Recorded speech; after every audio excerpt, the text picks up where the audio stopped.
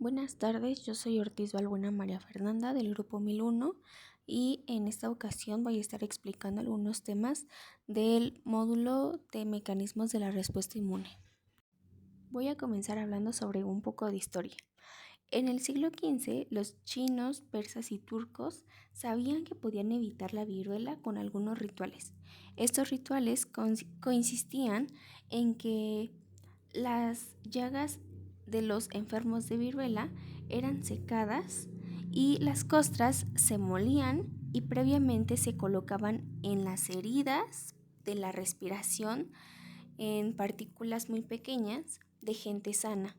Esto para que su organismo comenzara a detectar el virus.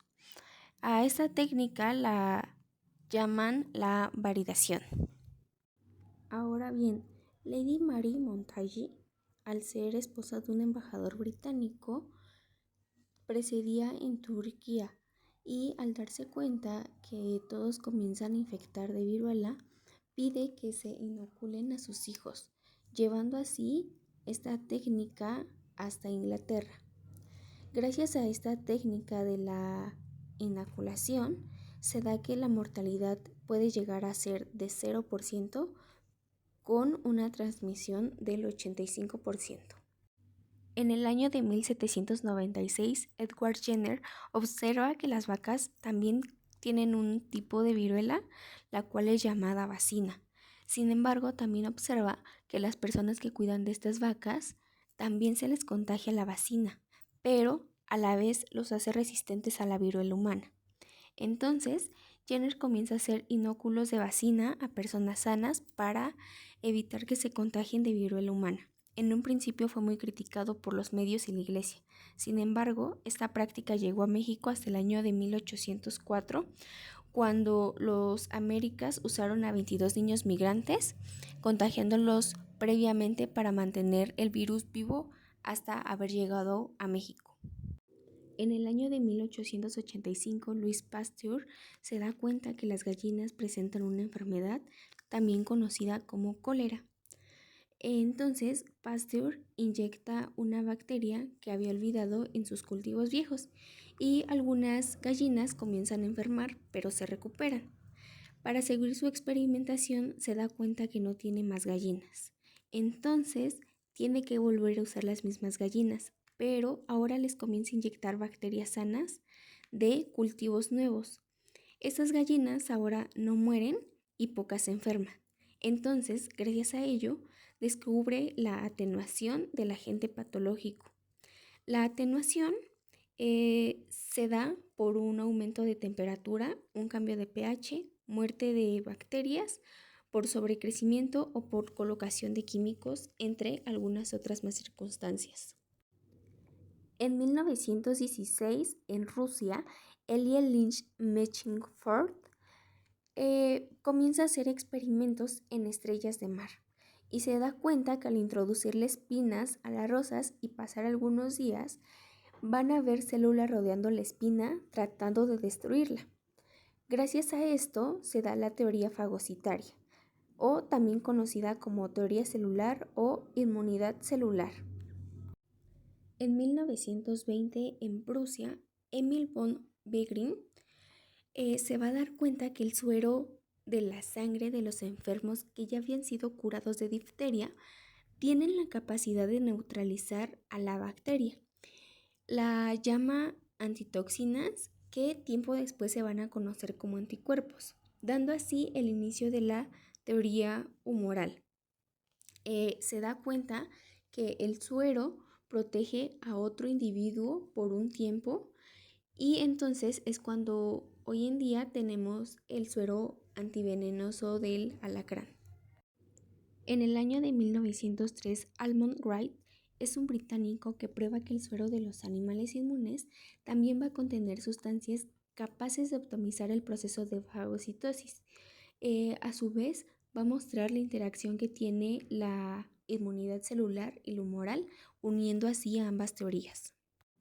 En el año de 1874, Nuttall va a observar que la sangre de los animales convalecientes van a tener propiedades líticas sobre microorganismos. A este compuesto lo va a llamar Alexin yo protejo. Se da cuenta que al calentar Alexin yo protejo a más de 56 grados, este va a perder la lisis, pero si este mismo se mezclaba con uno no calentado, la lisis se volvía a activar. Esto significaba que la Alexin iba a tener una parte termomuestrable y otra termolábil. Por último y no menos importante, tenemos que en 1908 Paul Ehrlich hace algunos descubrimientos. Primeramente, va a crear el primer tratamiento contra la sífilis. Va a iniciar el concepto de quimioterapia con el cual del concepto de bala mágica, donde se va a dañar a las células malas pero no a las buenas. Se da cuenta que hay químicos específicos en cada bacteria y célula, a lo cual lo llama la teoría de la cadena lateral. Además, crea el primer antibiótico, al cual le va a poner Salbosan. Explica la producción de los anticuerpos y además demuestra que los anticuerpos producidos por la madre van a pasar al bebé y le van a dar una protección temporal. El sistema inmune lo vamos a dividir en dos, en sistema natural o innato y en sistema adaptativo específico o adquirido. Primeramente vamos a hablar del sistema natural o innato. Este va a estar presente desde el momento del nacimiento. Va a ser muy parecido entre los individuos y va a ser el primero en actuar como un regulador a modo de defensa. Va a estar ubicado en lugares de entrada, va a tener una respuesta rápida y constante. No va a ser específica, pero es generalista. Además, no va a tener memoria. Este puede ser alterado por el estado del paciente, ya sea por desnutrición, estrés, algún antibiótico, quemaduras o medicamento. Va a emplear barreras químicas y biológicas. Al contrario, vamos a tener al sistema adaptativo, específico o adquirido. Este es inducible ante la presencia de antígenos. Va a tardar más tiempo en activarse, pero este sí va a ser específico, reconociendo diferentes antígenos. Va a ser muchísimo más potente, ya que va a tener una memoria. Es intransferible a otros individuos y es autolimitado. Este, además, va a tener la capacidad de reconocer entre lo propio y lo extraño, también conocido como tolerancia. El sistema adaptativo también a su vez se va a dividir en dos, en humoral y celular. La parte humoral se va a referir a sustancias, a anticuerpos producidos por linfocitos B, citocinas, entre más. Va a tener memoria. Y el celular se va a referir a las células que hacen una actividad específica para el control inmunológico. Este va a tener dos tipos de linfocitos, los linfocitos Telper y los linfocitos tertotóxicos. Además va a presentar macrófagos y células presentadoras de antígeno. La inmunidad adaptativa específica se va a dividir en dos, la activa y la pasiva. La activa se va a dividir en natural, la cual se va a dar por infecciones, y la artificial, que se va a dar por vacunas. La pasiva también se divide en natural y artificial. La parte natural se va a dar por inmunoglobinas que van a pasar al bebé ya sea por la lactancia y por placenta, mientras que la artificial se va a dar por sueros, antitoxinas o por alguna transfusión celular. A modo de glosario vamos a abarcar diferentes conceptos. Alérgeno. Cuando hablamos de un alérgeno nos referimos a una sustancia que induce reacciones mediadas por IgE o como una reacción que no es usual en la mayoría de la población. Epítopo. Se habla de un fragmento de un antígeno que es reconocido por un receptor inmunológico. El antígeno es toda la sustancia capaz de inducir una respuesta inmune. El parátopo va a ser una parte que reconoce al epítopo. El apteno, por su lado, va a ser una molécula de bajo peso molecular, incapaz de provocar alguna respuesta inmune. Esta puede hacerse inmunógeno uniéndose a una proteína. La peroxidasa va a ser una enzima que se va a catalizar al H2O2, liberando al O2, que es muy reactivo con proteasas y carbohidratos. La lactoferrina va a ser una proteína que se encuentra en la leche, lágrimas, bilis, moco o algunos glóbulos blancos. Este va a tener propiedades antibacterianas, antivirales y antifúngicas. El lisozima se trata de una enzima que va a destruir las uniones beta 1,4 del peptidoglucano de bacterias. Y por último, la metocromacia celular va a ser un cambio de color de diferentes estructuras al teñirse con el mismo tinte. Es decir, cuando el núcleo de la célula se tiñe, este va a tener un color púrpura, los gránulos basófilos van a tener un color magenta y el citoplasma puede llegar a tener un color azul. Ahora vamos a hablar de los órganos linfoides primarios o centrales. Empecemos hablando de la tolerancia central. Aquí los tejidos, los linfocitos van a adquirir la capacidad de reconocer a los elementos propios y, como su nombre lo menciona, tolerarlos. De esta manera se da la selección negativa. Al contrario de la selección negativa tenemos la selección positiva. Aquí las células van a reconocer lo propio y van a ser eliminadas y solo van a sobrevivir las que no se reconocen. La médula ósea por su lado va a generar células troncales hematopoyéticas, células madre de las cuales se van a originar las células sanguíneas. Antes del nacimiento, estas células hematopoyéticas se van a generar en el saco embrionario, en el hígado o hasta en el vaso. Ya en una edad más adulta, la médula ósea principalmente va a estar conservada de grasa. Y por último tenemos al timo, el cual va a ser un órgano biforbulado plano que va a estar situado justo arriba del corazón, pero debajo del esternón. Su función va a ir disminuyendo con la edad, pero su punto máximo se va a encontrar en la pubertad. Luego se va a ir atrofiando conforme los años vayan pasando. Este va a presentar un máximo de 30 grados en lactantes y de 3 gramos en adultos. Va a tener anatómicamente una corteza, la cual va a estar contenida de timocitos inmaduros.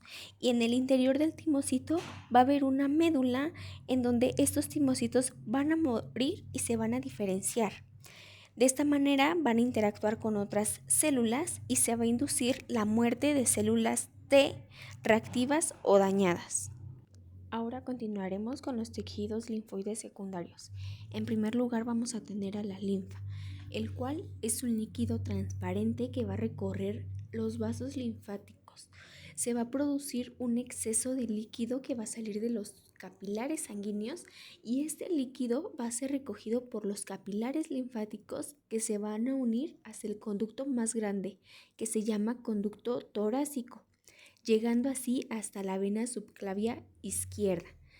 Este va a ser pobre en proteínas, sin embargo va a ser rico en lípidos.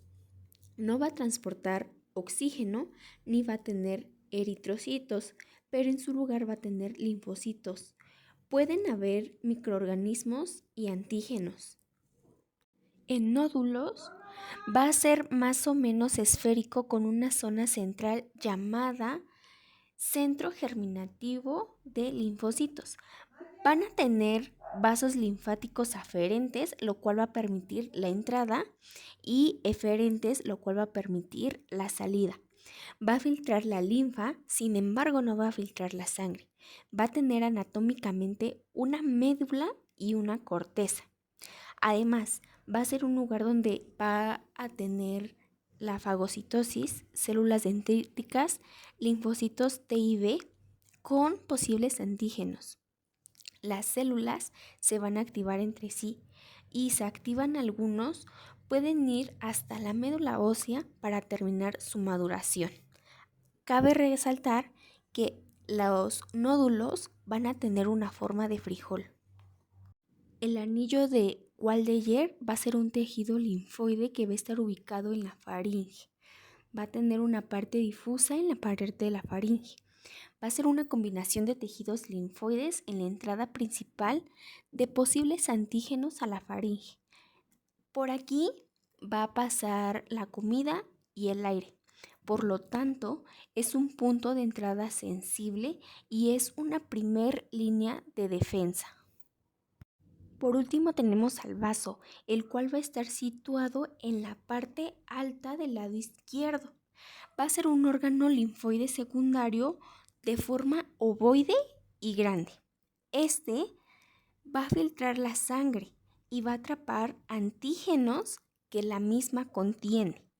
No va a recibir vasos linfáticos, va a recibir vasos sanguíneos, que va a tener secreciones anatómicas.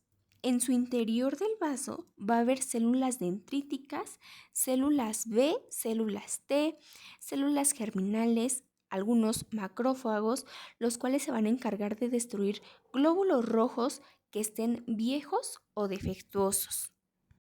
En el anillo de Waldeyer, como ya se habló, vamos a tener que las mucosas no solo van a recubrir el sistema digestivo, sino que también van a recubrir el sistema respiratorio y hasta el urogenital. Estos van a tener un área aproximada de 400 metros cuadrados y va a contener algunas células. Entre ellas va a estar MALT, que va a ser un tejido linfoide que va a estar relacionado con las mucosas. El tejido BALT va a ser un tejido linfoide branquial y por último el tejido GALT va a ser un tejido linfoide intestinal. Las cadenas linfáticas en el cuello y la cara van a estar formados por ganglios linfáticos que se van a encontrar en diferentes áreas. Estos ganglios van a ser parte del sistema linfático y va a ayudar al cuerpo a combatir algunas infecciones e incluso el cáncer. En el cuello vamos a encontrar la cadena de ganglios linfáticos a cada lado de la parte frontal del cuello. Vamos a encontrar una cadena de ganglios linfáticos a cada lado de la parte posterior del cuello. Vamos a encontrar otros ganglios linfáticos debajo de la mandíbula y de la barbilla. Y por último vamos a encontrar ganglios linfáticos cervicales superficiales que van a estar cerca de las venas yugulares externas y anteriores. Cambiando un poco de tema, vamos a hablar de las células, específicamente de los leucocitos. Estos van a clasificarse en 3 diferentes formas. Granulocitos poliformonucleares. Dentro de esta categoría van a entrar los neutrófilos, eosinófilos y basófilos. Los eosinófilos se van a desgranular por Ig. Por otro lado, vamos a tener a los granulocitos monofarmanudos. Estos van a ser los mastocitos. Por último, vamos a tener a los granulocitos monomorfonucleares. Estos van a estar conformados por linfocitos T, B, NK y monocitos. Comencemos hablando de los eosinófilos. Estos van a ser leucocitos granulados poliformonucleares. Se van a formar en la médula ósea. Van a tener una vida media en la circulación de 6 a 12 horas y en tejidos de 2 a 6 días. Van a contener lifosfolípidos, peroxidasas e histaminas. Van a tener unos gránulos performados y su núcleo va a ser biforbulado. Va a tener receptores para inmunoglobinas A, E y G y además va a liberar TNF. Entre sus funciones principales va a estar la presentación de antígenos, la fagocitosis, antiparasitario, bacteriano, inflamatoria y de alergia. Ahora vamos a hablar de los mastocitos o también conocidos como células cebadas. Estos igual se van a formar en la médula ósea. Van a tener su maduración en tejidos. Además, pueden replicarse en el sitio de la inflamación. Su vida media va a variar entre meses a años. Puede producir y activarse después de una desgranulación. Puede tener receptores para IgE. Va a tener una forma heterogénea. Va a tener múltiples proyecciones superficiales. Su núcleo va a ser de forma oval. Sus gránulos van a contener histaminas, heparinas, proteasas, peroxidasas. Además, va a expresar MHC1 y 2. Entre sus funciones va a estar la presentación de antígeno bacteriano, la fagocitosis y actuar en caso de inflamación, cicatrización y alergia. Continuamos con el neutrófilo. Este va a tener un núcleo multilobulado, como lo podemos observar. va a ser el primero que va a llegar ante una infección. Su vida media va a ser de algunos días. Va a ser el leucocito más abundante. Va a producir fagocitina, que es una enzima lítica. Va a ser muy móvil, por lo tanto puede estar en el sitio de infección y a las 5 horas ya puede estar en otro lugar, generando pus. Los gránulos performados van a contener lisozima, colagenasa, histamina, proteasa, especialmente reactivos de oxígeno. Van a tener una especie reactiva de nitrógeno, hipoclorito, óxido nítrico y catalasa. Entre sus funciones va a estar la fagocitosis, la desgranulación y la netosis. El basófilo, al contrario del anterior, va a ser menos abundante. Va a tener un núcleo en forma de S, que va a tener a su vez una forma un tanto irregular. Va a ser lobulado y segmentado en 1 a 3 lóbulos. Este también se va a originar en la médula ósea. Va a liberar histamina, serotonina, hidrolasas, heparina y algunos receptores para IgE. Las células dendríticas se van a originar también en la médula ósea. Van a regular la tolerancia. Estas se van a encontrar en casi todos los tejidos, excepto en el cerebro, pues son células presentadoras de antígeno. Cuando se van a activar, dejan de captar el líquido antigénico y van a comenzar a presentar muchas proteínas de MHC2, justamente las necesarias para activar a otras células. Estas células son descubiertas en el año de 1868 por Paul Langer. Las células endoteliales, al igual, se van a producir en la médula ósea, pues van a migrar a zonas por los eventos que se den. Requiere de una neoformación vascular. Se pueden encontrar tanto en sangre como en tejidos. Va a ser una célula con una forma poligonal pero aplanada. Va a tener un sistema de transferencia entre la sangre y los tejidos, ya que es semipermeable. Va a regular la presión arterial, la inflamación.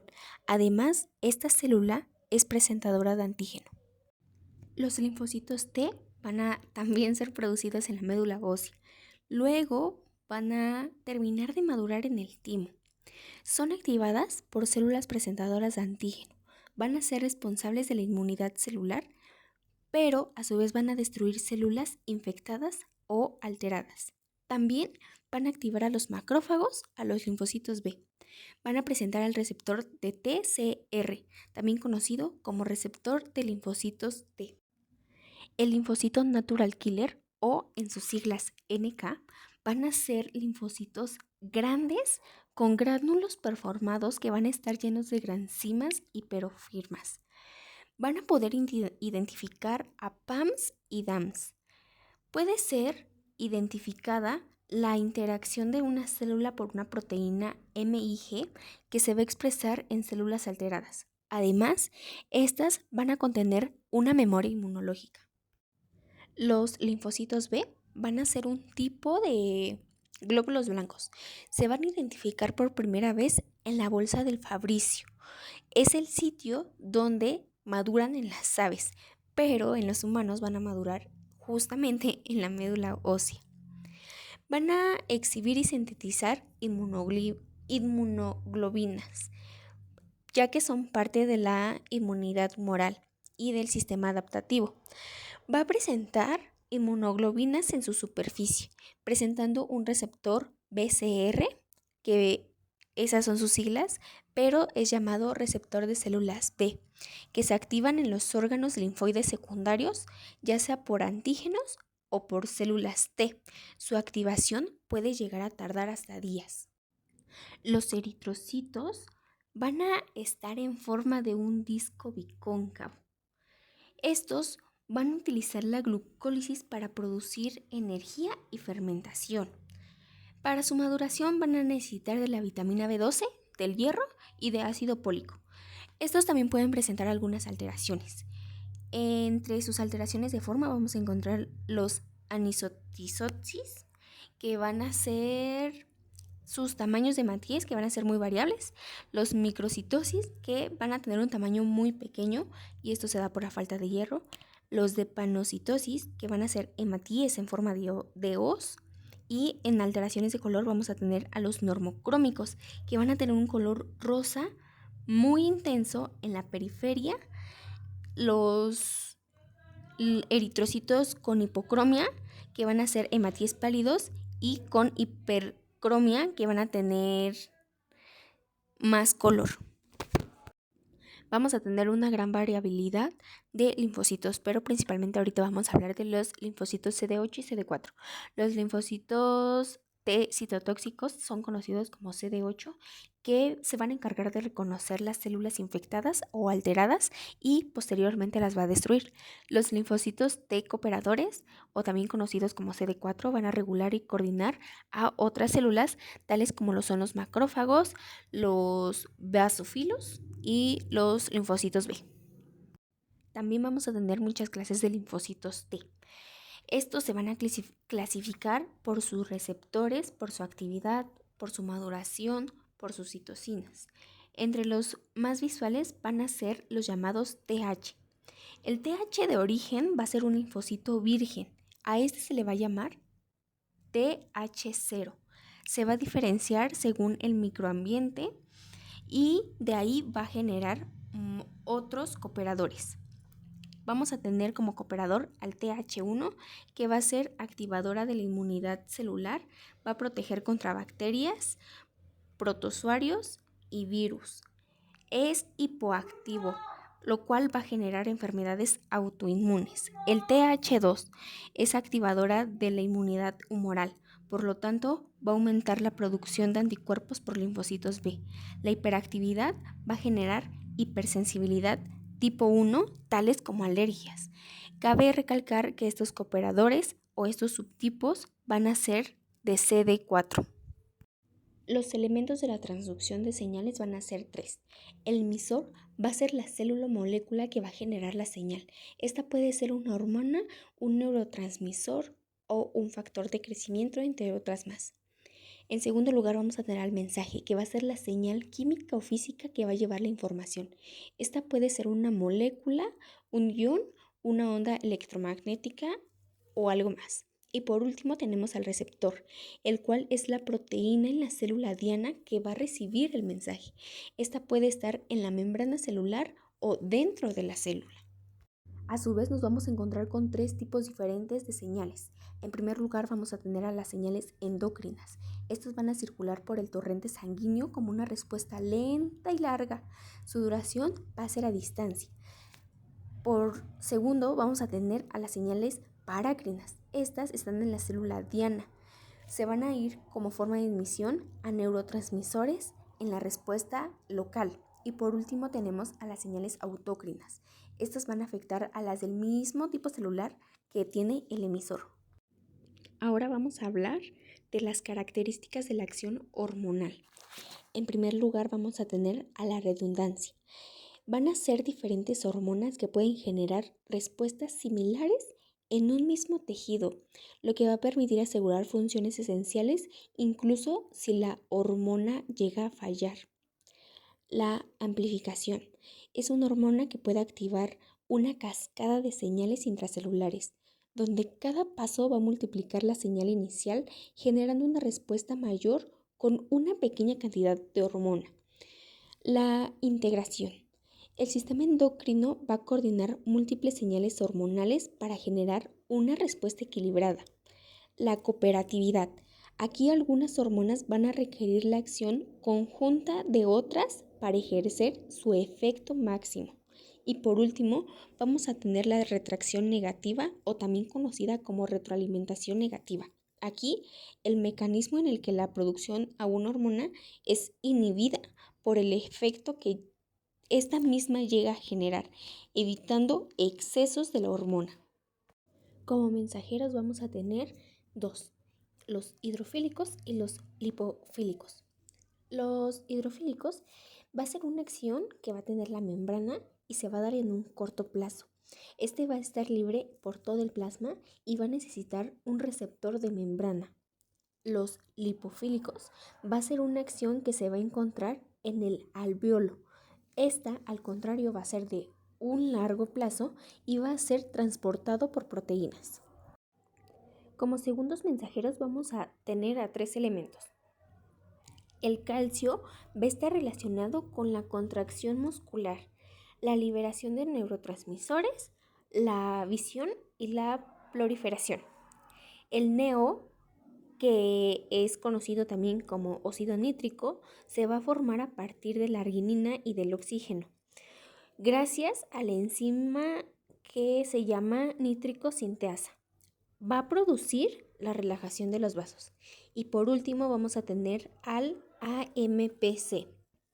Este se va a producir a partir del ATP por la acción de la enzima adelinato ciclasa y va a desempeñar un papel crucial en la amplificación de las señales extracelulares.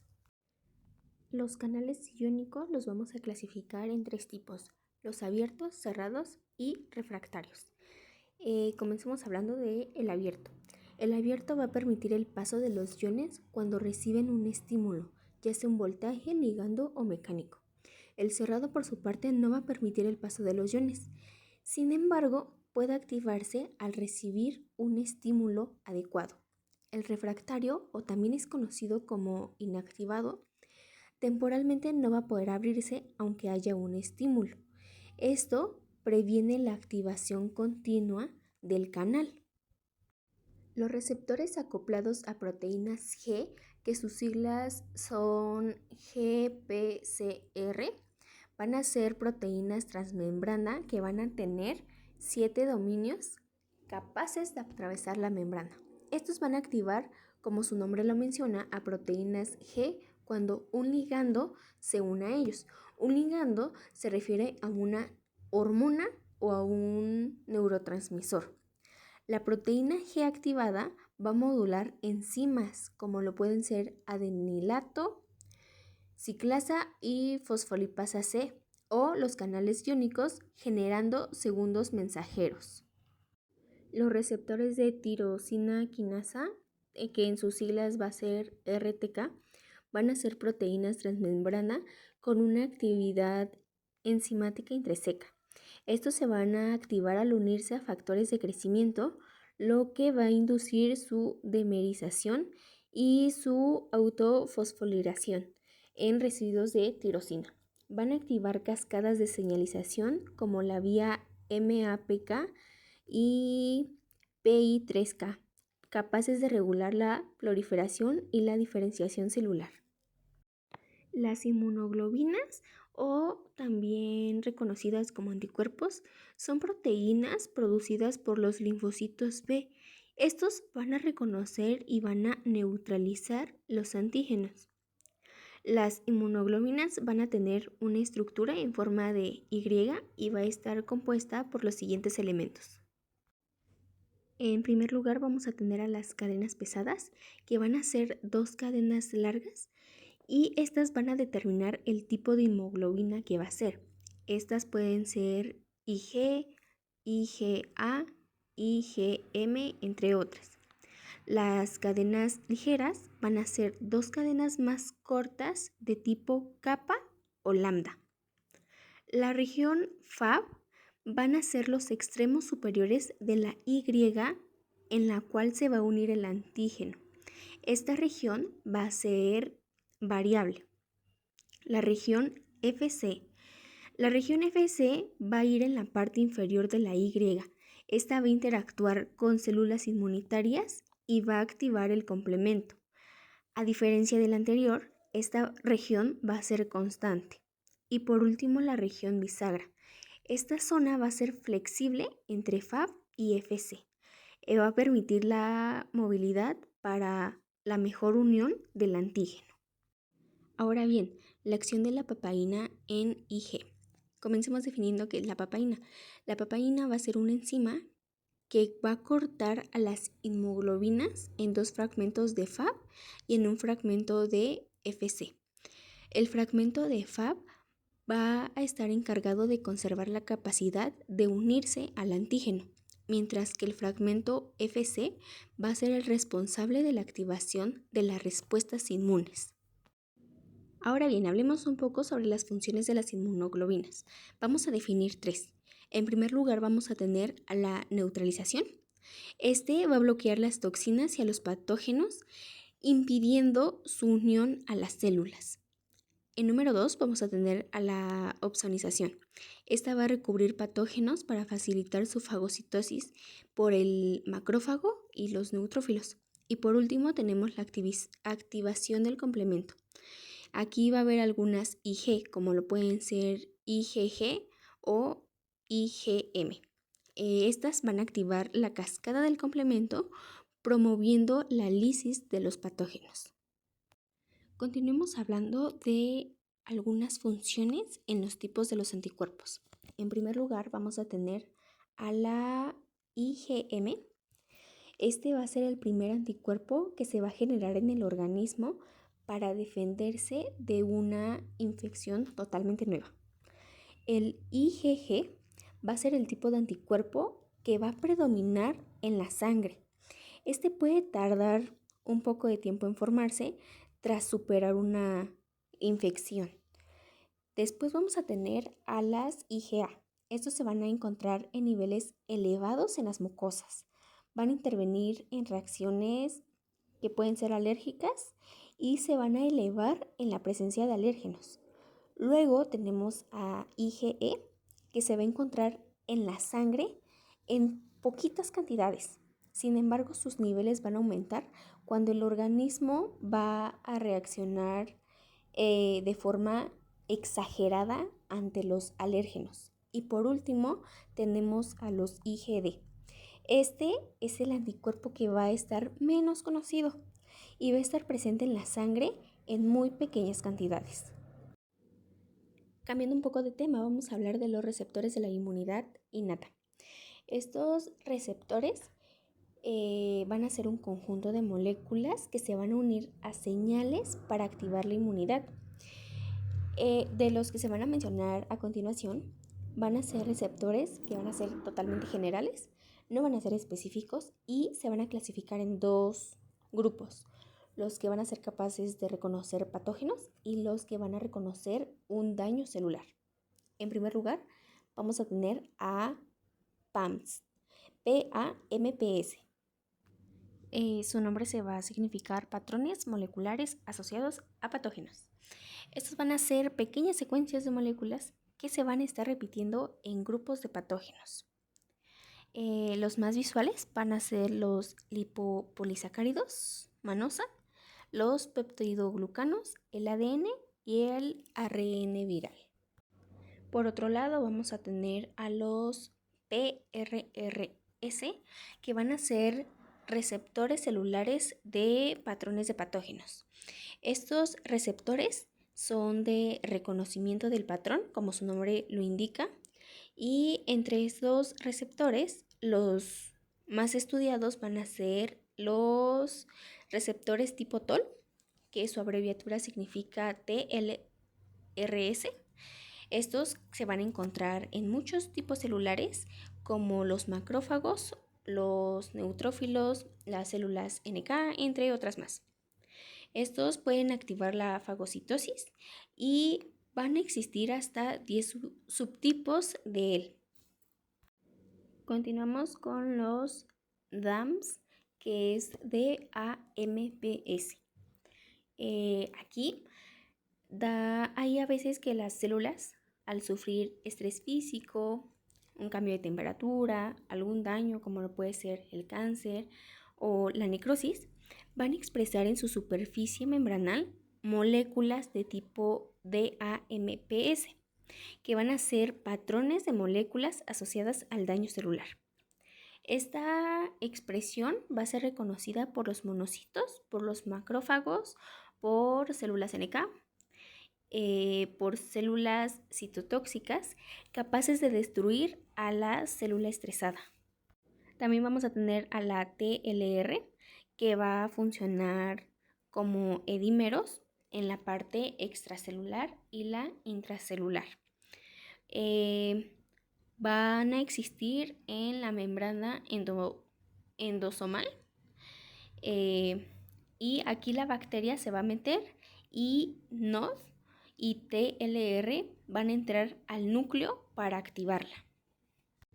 Los NOD, que significan receptores de dominio de oligomerización de unión a nucleótidos, va a ser un tipo de receptor de patrones de patógenos. Este se va a encontrar en el citosol y puede identificar los patrones que se van a escapar de TOL. También van a ser conocidos como receptores péptidos que van a estar ricos en leucina de unión a nucleótidos. Van a ser intracelulares y se va a dar para el inflasoma. Siguiendo, vamos a tener a las células NFKB, que se va a significar factor nuclear potenciador de las cadenas ligeras kappa de las células B activadas. Este va a ser un complemento proteico capaz de controlar la transcripción del ADN. Este se va a activar por el estrés celular, por los rayos ultravioleta, antígenos, bacterias virales, por TOL o incluso por TLRLS. Este va a regular la respuesta inmune al entrar al núcleo y activar genes para producir las inmunoglobinas en las células B.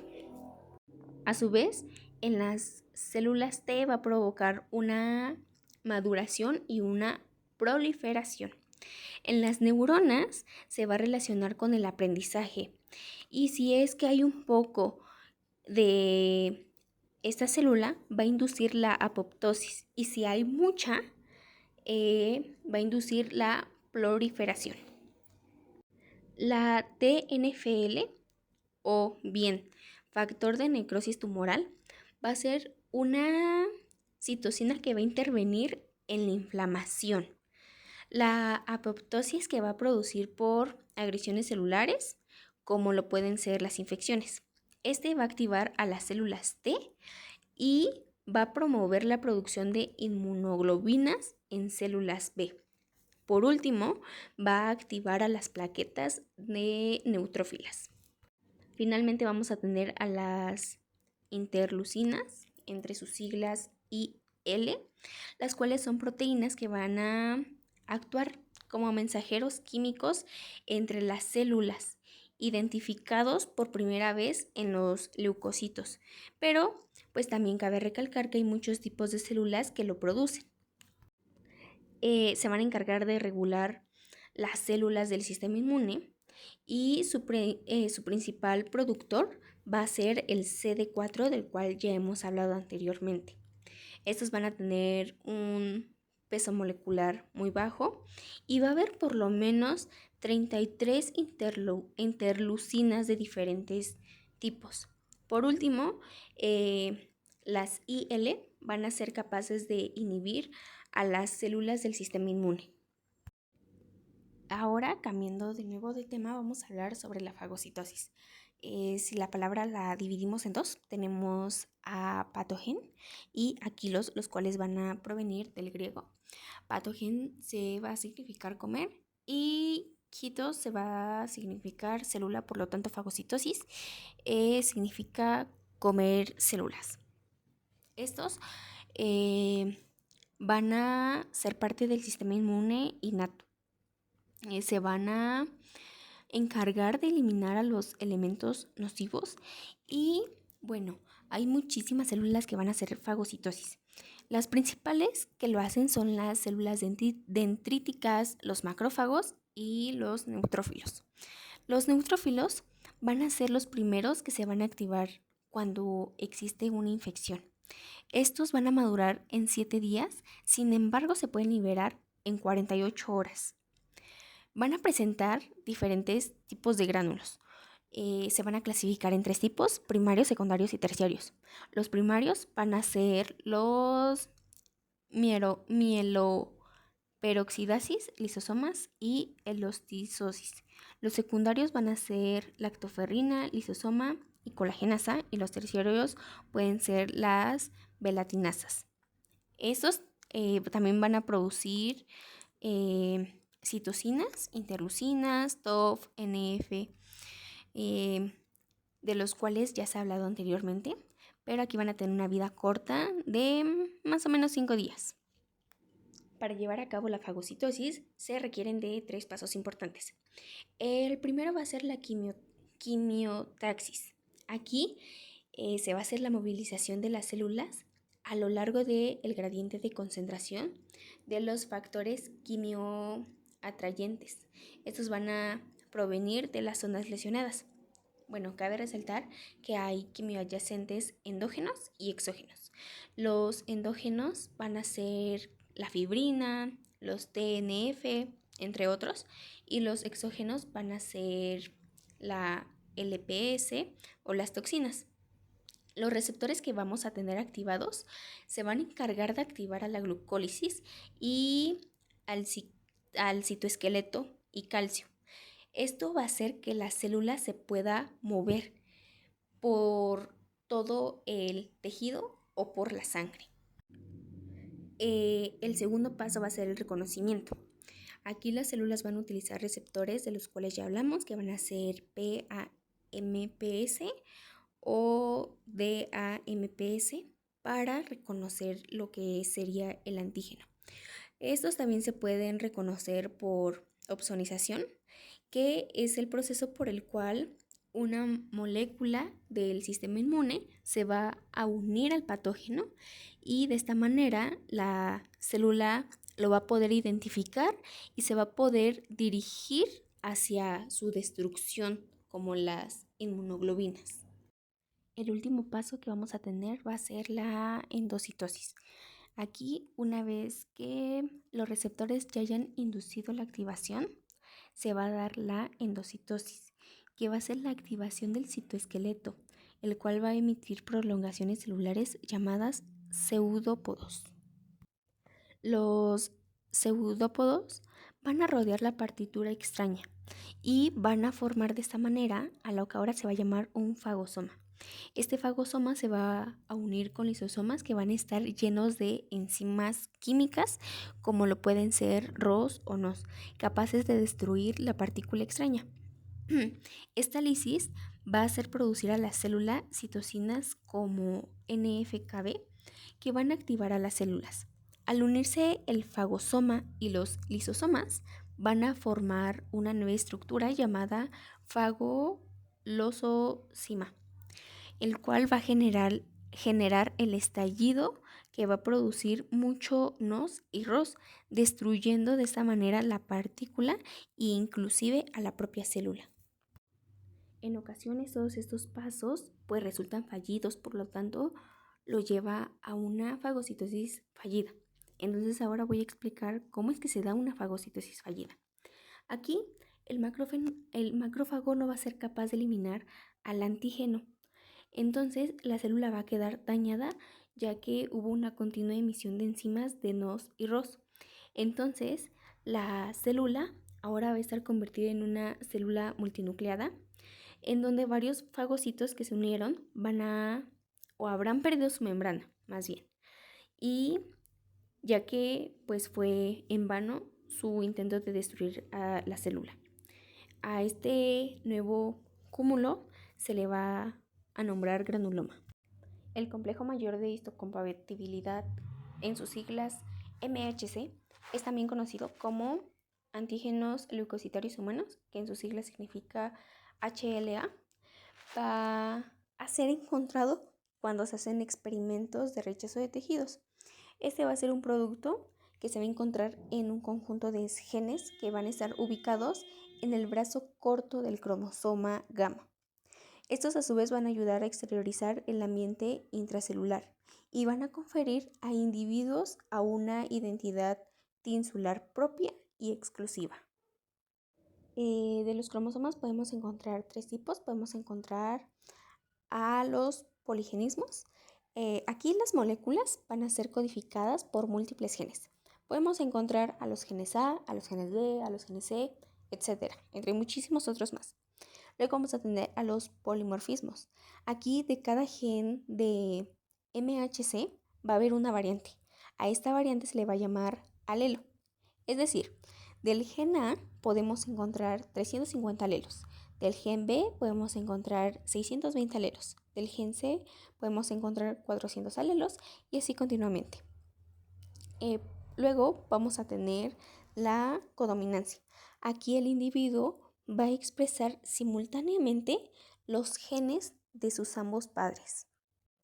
MHC va a presentar dos subtipos.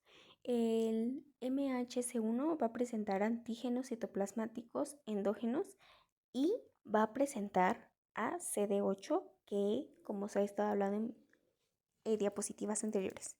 Mientras que el MHC2 va a presentar antígenos exógenos y va a presentar a CD4.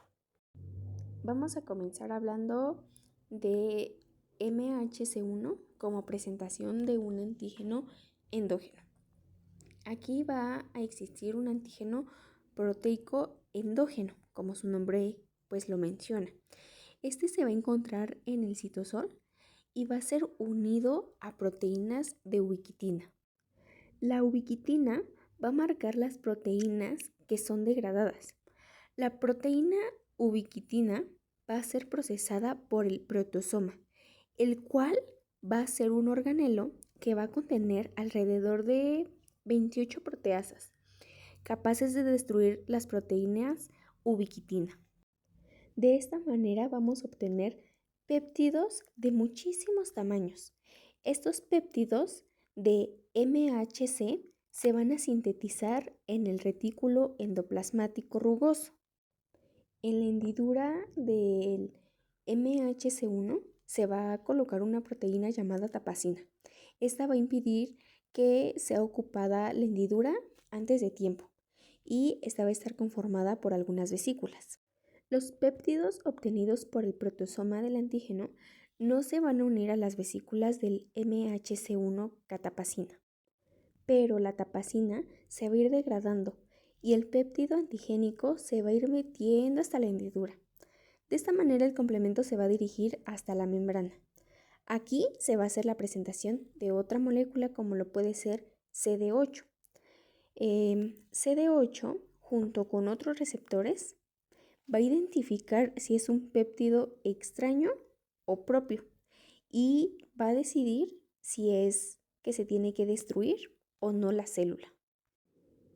Ahora continuemos hablando del MHC2 que va a presentar antígenos exógenos. Aquí los péptidos del MHC2 se van a sintetizar en el retículo endoplasmático rugoso. Una proteína va a proteger a la hendidura, como se hizo en el anterior, de que ésta sea ocupada y se va a formar una vesícula. Las proteínas antigénicas van a ser de origen externo. Estas entraron a la célula por medio de fagocitosis. Se va a formar un fagosoma que luego que se unió a un lisosoma va a formar un fagolisosoma. Este va a generar la destrucción de las proteínas fagocitadas.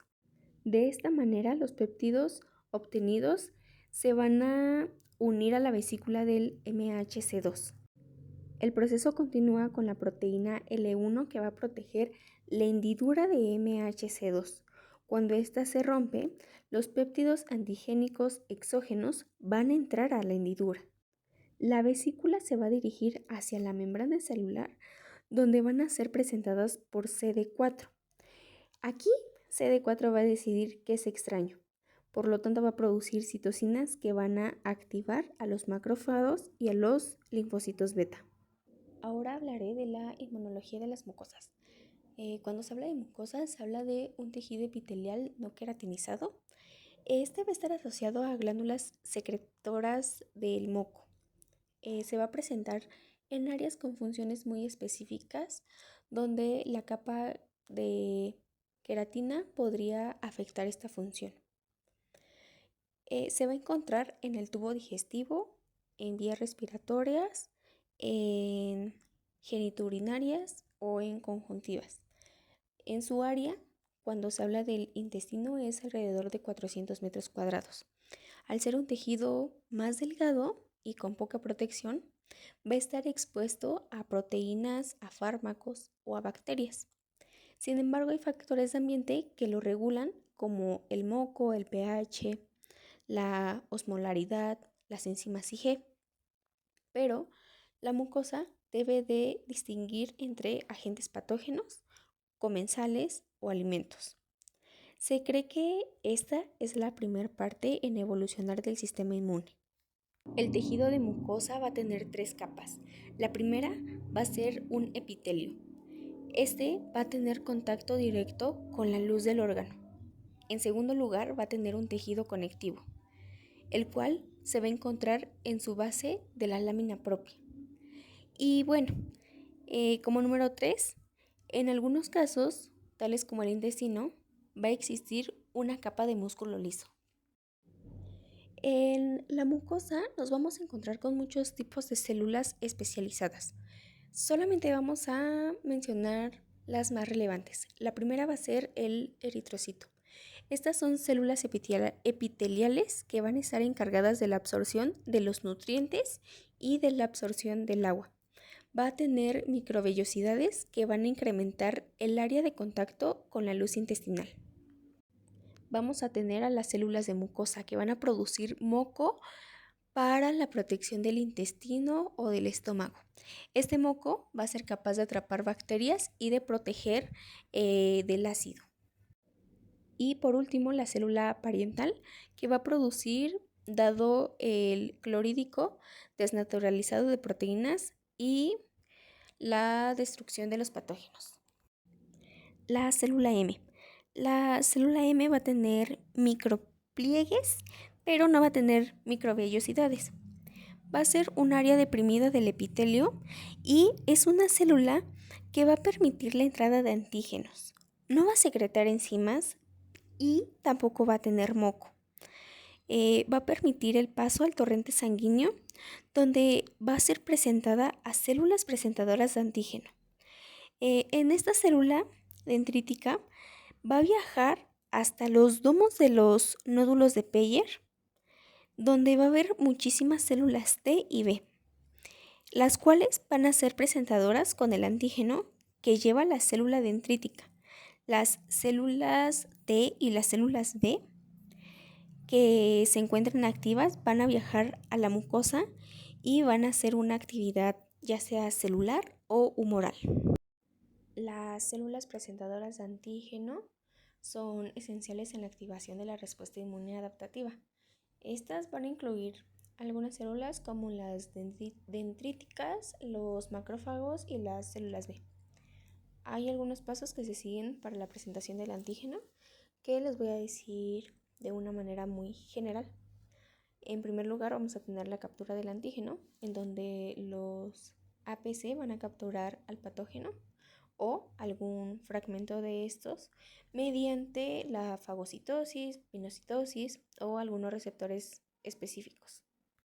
Como segundo paso se va a llevar el procesamiento del antígeno, el cual dentro del APC los antígenos van a comenzar a degradarse en fragmentos muy pequeños en los endosomas o en el proteasoma. Esto va a depender muchísimo de la vía, ya sea MHC1 o MHC2. Como tercer paso vamos a tener la carga del antígeno en MHC, que va a depender de si es 1 o 2. Para el MHC1, el antígeno se va a procesar en el proteasoma y se va a cargar en MHC1 y se va a presentar a linfocitos de CD8. Para la vía de MHC2, el antígeno se va a degradar en endosomas, se va a cargar con MHC2 y va a ser presentado a linfocitos CD4. Como paso número 4 y último, vamos a tener la expresión de la superficie del APC. Y aquí las APC van a migrar a los órganos linfoides secundarios para comenzar a presentar al antígeno a los linfocitos. Cuando hablamos de migración a los nódulos de Peyer, se habla de que los APC del intestino van a capturar a los antígenos y van a migrar hacia los nódulos de Peyer. Aquí, en los nódulos de Peyer, se van a presentar antígenos a linfocitos T, los cuales van a activar las respuestas inmunitarias adaptadas a la mucosa. Y bueno, en cuestión de su relación con la microbiota está encargada de regular la inmunidad intestinal, induciendo a IgA y a linfocitos T para mantener la tolerancia y evitar la inflamación excesiva. También va a competir con patógenos y va a modular la actividad del APC. Ahora hablemos un poco sobre algunas generalidades del sistema de complemento. El sistema de complemento va a estar encargado de incrementar la respuesta innata y la respuesta adquirida. Este va a estar activado por 3 rutas diferentes en sus partes iniciales, pero van a compartir las finales. La función del sistema de complemento va a ser activar la inflamación, la quimiostaxis de algunas células, la activación de células, de la eliminación de los patógenos por medio de la lisis celular, también la opsonización de los patógenos, y además va a aumentar la adherencia de los fagocitos en el endotelio, y por último va a inducir la mitosis de la célula T y de los macrófagos. Sus componentes usualmente van a estar inactivos en forma de zimógenos que al activarse van a desencadenar una reacción en cascada. Además, es un complejo de algunas proteínas. Si las contamos, son alrededor de 30 solubles, y algunas otras son fijas que van a ser producidas principalmente por el hígado y por algunos macrófagos. Los nombres de estas proteínas fueron asignados de acuerdo a su descubrimiento con algunos números y letras. Al nombre se le va a agregar un subíndice. Esto va a indicar que la proteína original se partió en 2 partes. La A, que se va a dar por anafilaxia, que va a ser una proteína totalmente soluble, capaz de activar la inflamación. Y va a tener también una parte B, que esta va a ser fija a la superficie del patógeno, que se va a convertir posteriormente en un serin proteasa.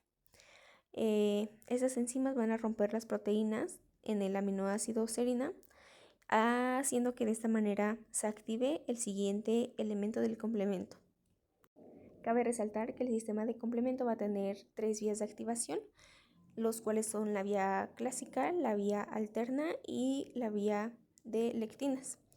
Este sistema va a tener 2 fases independientes de la vía de activación. La fase enzimática, donde varias proteínas se van a romper y se adhieren a su superficie del patógeno y se van a convertir en enzimas, y la fase de glicopolimerización, donde la polimerasa se va a conformar para hacer un poro a la membrana para que de esta manera se pueda destruir a la célula.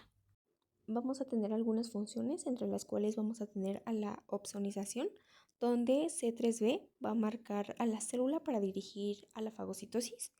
La anafilotoxinas, donde C4a, C3b, C5a van a activar a las células fagocíticas y a las granulocíticas. Y por último tenemos a la bacteriólisis, donde CAM, complejo de ataque a la membrana, es quien va a actuar. La etapa enzimática va a ser una amplificación de la respuesta. En esta fase se van a generar enzimas que amplifican la respuesta inmune. Como paso número 1 va a estar la activación del C3 convertasa, donde cada vía del complemento va a generar una C3 convertasa. Y la activación de C5 convertasa, donde C3b se va a unir a C3 convertasa formando la C5 convertasa. la C5 convertasa va a cortar a C5 en Ca y en C5b, preparado para la etapa lítica. Por otro lado, la etapa lítica va a ser la destrucción del patógeno. Como paso número 1 vamos a tener la formación del complejo de ataque a la membrana, donde C5b va a reclutar C6, C7, C8 y muchísimos C9, que va a formar a un poro en la membrana del patógeno. Y la lisis celular, donde el MAC va a perforar la membrana, permitiendo la entrada del agua y los iones, causando así la muerte del microorganismo por ósmosis y por la ruptura de la membrana. La vía clásica va a estar activada por anticuerpos IgB o IgM. Esto va a potencializar la actividad de anticuerpos que ya fueron hechos con anterioridad por una infección pasada de un patógeno en específico. La vía clásica se lleva a cabo por una serie de pasos organizados. Como paso número 1, vamos a tener a 2 IgG o a un IgM. Ese se va a unir al epítopo de la membrana del patógeno específico. 2. Al Fc de los anticuerpos se va a unir una molécula CIQ-R o S. Número 3. Al Fc-Sikkir se va a unir una proteína C4. Número 4. Al Fc-CIQRS va a romper a C4 en dos fragmentos, es decir, en C4A y C4B. Esto se va a unir con células de granulocitos para desgranular su interior y posteriormente activar la inflamación y la quimiostaxis. Número 6. Al FCC1QRS-C4b se va a unir a la proteína C2. C2 será lisado en CO2b y en CO2a. CO2b va a ser soluble, que será anafiloxina, y C2a se va a quedar en la membrana. Número 8. FCC1QRS, C4b, C2a, unida a todas esas proteínas van a conformar una enzima llamada convertasa C3. Número 9. Una convertasa C3 va a romper a C3 produciendo C3b y C3a. C3a es soluble con funciones anafilóxicas y C3b se va a adherir a la membrana. C3b es una opsonina que va a promover a la fagocitosis. Número 10. El complejo FCC1QRSC4b, C2a, C3b se llama C5 convertasa, la cual va a ser una enzima que se va a romper de nuevo en C5a y en C5b. C5a es soluble y C5b se va a adherir a la membrana. Hasta aquí se le va a llamar una fase enzimática. Va a seguir la fase de polimerización y la lítica. Número 12. El complejo FCCQRS-C4b, C2a, C3b, C5b va a permitir la unión de la proteína C6, C7 y C8. Número 13 y por último, a este complejo se le van a unir muchos CD9. Estas van a conformar el complejo de ataque a la membrana, el cual va a ser un poro que va a permitir la entrada y la salida de sustancias, lo cual va a producir una lisis celular. Vía de lectinas. La vía de lectinas igual lleva una serie de pasos. Como paso número 1, vamos a tener carbohidratos en la superficie del patógeno, como la manosa, que son reconocidas por proteínas llamadas lectinas. Estas proteínas de unión o carbohidratos como la proteína de unión manosa HBL. Paso número 2. La manosa unida a MBL va a permitir la unión a otras proteínas MACP1 y MASP2.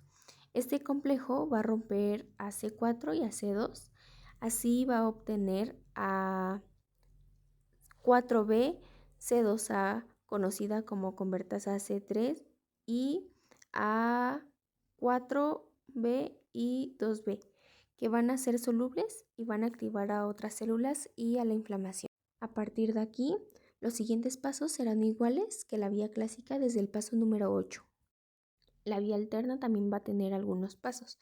Como número 1 va a haber hidrólisis espontánea de C3 en C3A y en C3B. Como número 2, C3B va a ser una opsonina que se puede unir a la superficie del patógeno. Por lo tanto, C3A es soluble y va a activar a las células. Paso número 3. A C3B se le van a unir el factor B, que es hidrolizado por el factor D. Del factor B se va a obtener BB y BA. BB se queda en la superficie y BA va a ser soluble. Paso número 4. A C3B, BB se le va a unir D. A este complejo va a ser un tipo de C3 convertasa. Paso número 5. A partir del paso número 5, los siguientes pasos van a ser iguales que la vía clásica desde el punto número 8. La tolerancia inmunitaria es un mecanismo que va a evitar que el sistema inmunológico ataque algunos componentes propios o antígenos inofensivos. Entre los factores que lo regulan va a estar el microambiente, la dosis y la persistencia del antígeno, la presentación del antígeno, el tipo de la célula inmunitaria y la localización anatómica. Vamos a tener dos tipos de tolerancia. La tolerancia central va a ser un proceso en los órganos linfoides primarios, que es el timo y la médula ósea. Estos van a eliminar a los linfocitos autorreactivos antes de su maduración. Y la tolerancia periférica va a ser en mecanismos de tejidos periféricos que controlan a los linfocitos autorreactivos que se escaparon de la tolerancia central. Los clones prohibidos van a ser los linfocitos autorreactivos que evaden la tolerancia central y pueden causar algún tipo de inmunidad si no son controlados en la periferia. La selección positiva va a ser un proceso en el timo donde se van a seleccionar determinados linfocitos T que pueden reconocer moléculas de MHC propio con baja afinidad. La selección negativa va a ser un proceso en el que el timo y la médula ósea van a eliminar a los linfocitos que reconocen con alta afinidad antígenos propios. La muerte celular va a ser la apoptosis inducida en los linfocitos autorreactivos como mecanismo de la tolerancia inmunitaria.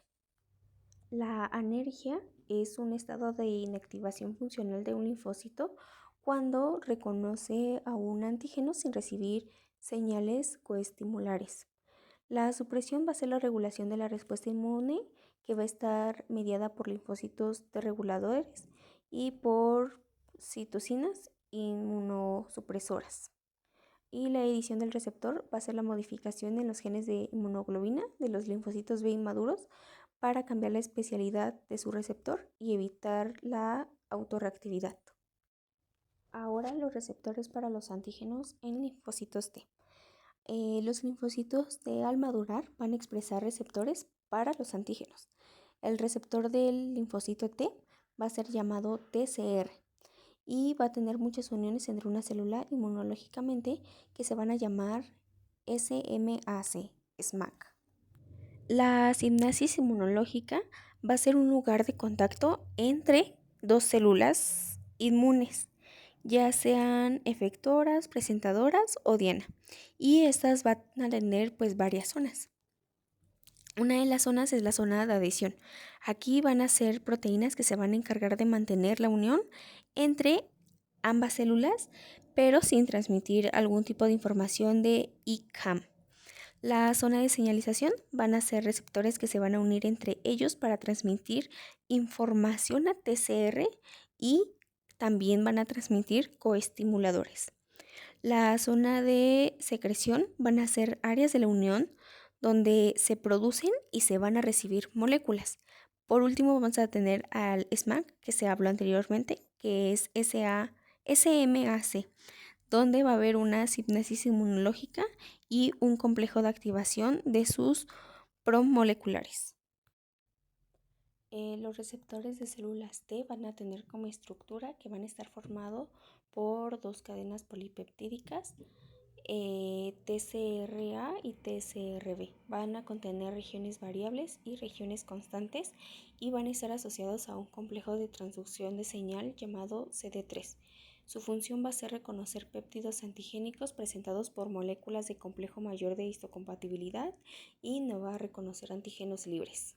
Los receptores de células B, BCR, van a tener como estructura que van a estar formados por una inmunoglobulina de membrana. Van a estar compuestos por 2 cadenas pesadas y por 2 cadenas ligeras. Van a tener regiones variables y regiones constantes en sus cadenas. Van a estar asociados a las proteínas traductoras Ig-alfa y Ig-beta. Sus funciones van a ser reconocer el antígeno soluble o particulados de manera directa y van a iniciar la activación y la diferenciación de los linfocitos B. Los correceptores de células T, los CD4, van a interactuar con MHC2 y van a potencializar la activación de los linfocitos T y sus colaboradores. Y con CD8 van a interactuar con MHC1, facilitando la activación de los linfocitos T citotóxicos. Los correceptores de células B van a ser CD19, CD21 y CD81 que van a modular la activación del BCR y van a amplificar la señal. La transducción de señales T van a estar mediadas por el complejo CD3 y va a ser la activación de tirosinas de señalización y TAMS tras el reconocimiento de su antígeno. La transducción de señales en B va a ocurrir a través de Ig-alfa e Ig-beta, que va a contener motivos de ITAM y además va a requerir de la participación de quinasas como SIK y BTK. La inflamación proviene del latín inflammation, que significa encender o hacer fuego. Va a ser de una respuesta inespecífica. Este va a tener como objetivo ser defensivo, tener aislamiento y tener una destrucción del agente y reparación del tejido. La inflamación no es una enfermedad, al contrario, es una respuesta con efectos saludables. Entre los agentes inflamatorios hay agentes biológicos, físicos, químicos, trauma, vasculares e inmunitarios. Desde que existen los romanos y los griegos, se describió a la inflamación en escritos por Aulo Cornelio, donde identificaba 4 signos cardinales, pero Virchow añadió el quinto. Estos son: 1, tumor, donde va a haber un aumento del líquido intersticial y un edema. 2, el rubor, que es enrojecimiento o dado principalmente por la vasodilatación. 3, que va a ser el color, que va a ser un aumento de la temperatura por vasodilatación y aumento en el consumo de oxígeno. 4, va a ser el dolor, ya que se da la liberación de sustancias que van a activar a los nocivoreceptores como la prostaglandina y la histamina. Y 5 va a ser la pérdida o la disminución de la función cuando se deja de utilizar la parte afectada.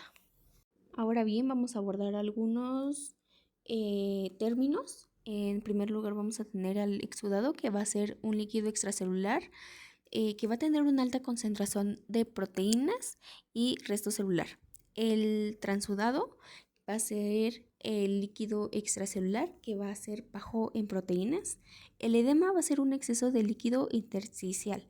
Y por último, la pus, que va a ser un exudado purulento que va a ser rico en leucocitos, células muertas y microbios. La cascada del ácido araquidónico va a ser una parte muy importante del proceso de inflamación. Es la cascada del ácido araquidónico. Aquí el líquido se va a encontrar en la membrana celular, va a compartir su estructura. El ácido araquidónico se va a liberar de la membrana al activarse la enzima fosfolipasa. A esta enzima se le pueden activar por muchísimas situaciones: isquemia, estrés, cambios de pH, algún daño en la membrana, hormonas, complejos antígeno-anticuerpos, etc. El ácido araquidónico va a ser un ácido graso poliinsaturado omega G de más o menos 20 carbonos con 4 dobles enlaces en la posición 5, 8, 11 y 14.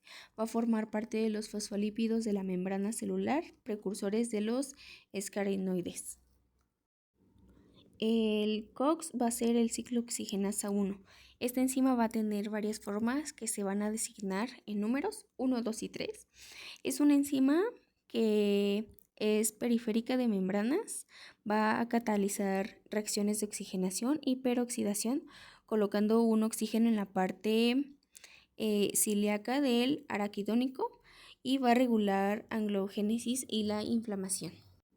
Entre sus funciones va a estar en varios órganos como en el estómago, riñones, cerebro, y la isoforma es inducible. Esto significa que en forma no adecuada hay muy poco, pero si se activa puede aumentar muchísimo su concentración y su actividad.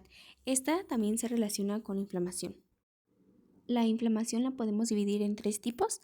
La aguda, que va a ser breve, puede durar minutos a horas. Va a haber exudación de fluidos, de proteínas, de migración de leucocitos a neutrófilos. La crónica va a durar días a meses.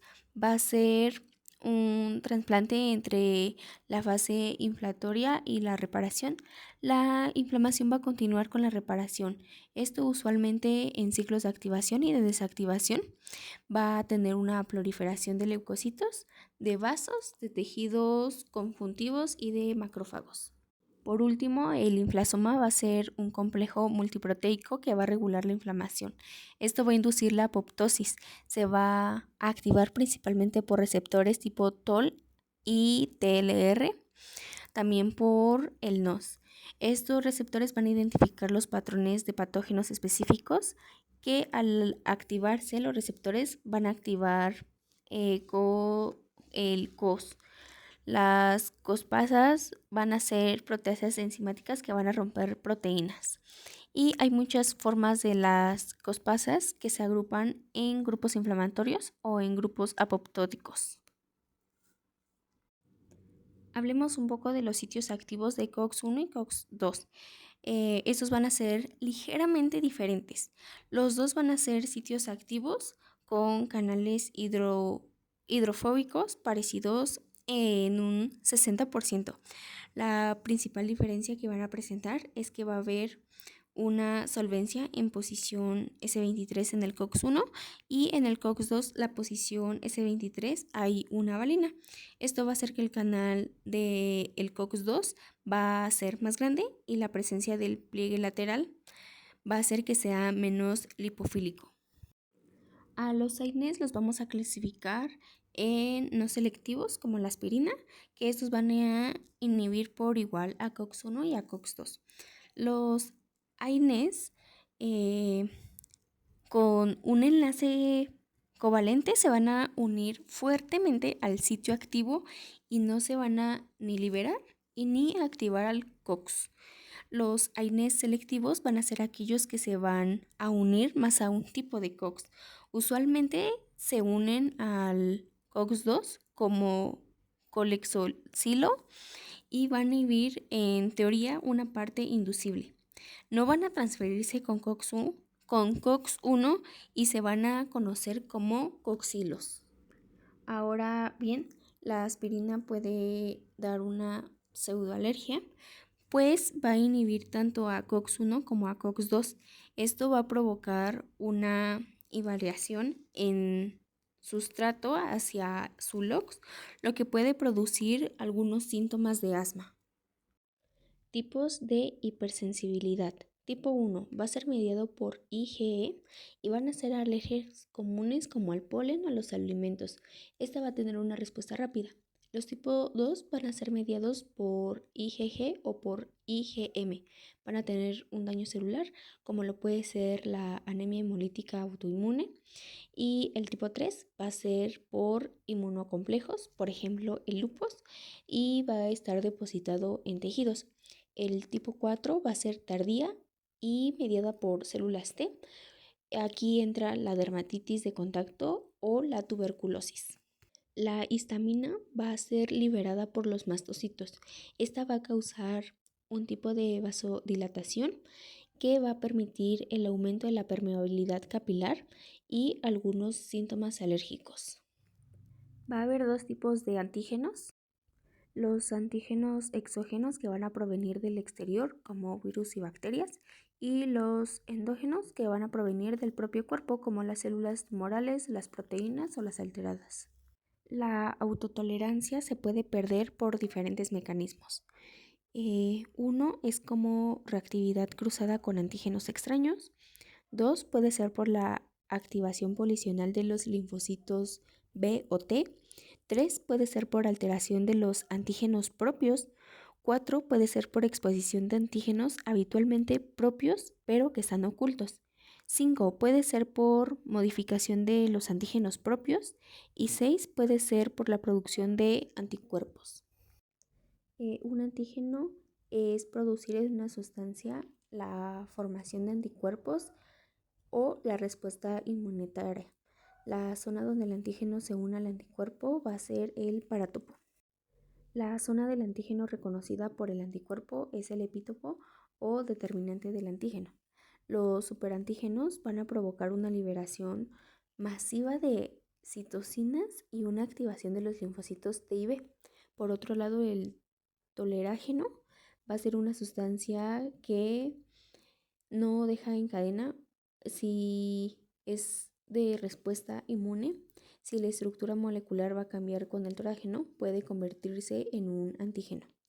Los exógenos es un tipo de antígeno que son generados en el exterior del cuerpo, y los endógenos van a ser otro tipo de antígeno que van a ser generados en el interior de una célula. El grado de antigenicidad de diferentes moléculas van a ser, por ejemplo, las proteínas, que van a ser los antígenos más potentes. Los carbohidratos van a ser menos inmunogénicos que las proteínas. Los lípidos generalmente no son antigénicos, pero pues pueden inducir respuestas si están modificados. Y el ARN, que puede ser reconocidos por el sistema inmunológico en ciertas ocasiones. Cuando se habla de antígenos secuestrados, hablamos de muchas moléculas propias que están escondidas, no están expresadas. Esto se llama un antígeno secuestrado. Esto pasa en los túbulos seminíferos, ya que nunca están en contacto con el sistema inmune. Si hay una lesión o, por ejemplo, alguna vasectomía, son presentados como extraños y pueden llegar a ocasionar la esterilidad.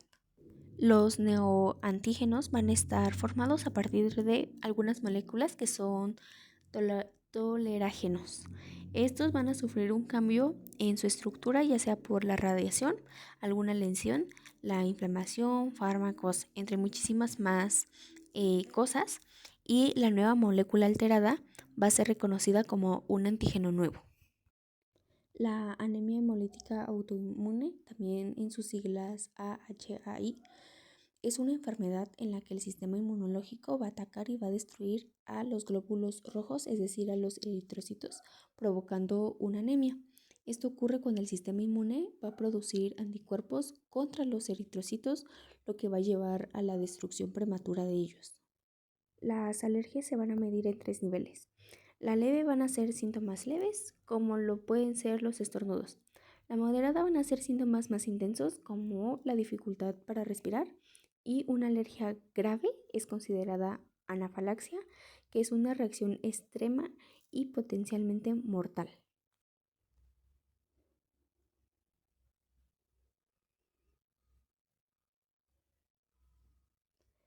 El sistema de complemento va a encargarse de eliminar los complejos inmunes, activando a los linfocitos y a los macrófagos, y son efectores para las respuestas antimicrobianas. El sistema de complemento va a estar conformado por al menos 25 proteínas en los tejidos de la sangre. El proceso se va a dar en los microorganismos, que va a presentar 3 diferentes vías. La vía clásica. Aquí el anticuerpo se va a unir al antígeno en la superficie de la bacteria, activando a C1, permitiendo la unión de la ruptura de C4 y C2. A esto se le va a llamar convertasa C3, quien se rompe en C3A y C3B.